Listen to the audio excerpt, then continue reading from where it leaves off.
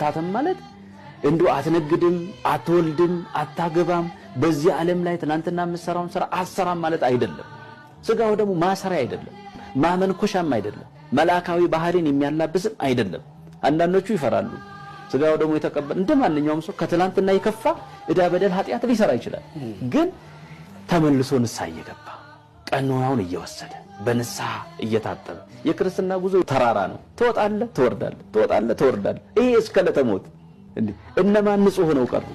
እነማን መላእካዊ ባህሪ እንደተላበሱ ቀሩ የለም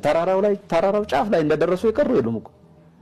እንዴ ሐሳብ ራሱ እኮ ኃጢያት ነው ምኞት ኃጢያት ነው ስለዚህ ንጹህ ሆኖ የቀረ ማንንም የለምና ተመልሰን በንስሐ እየተነሳን በስጋው ደግሞ ታትመን የምንኖርበት ዘመን እንዲሆንልን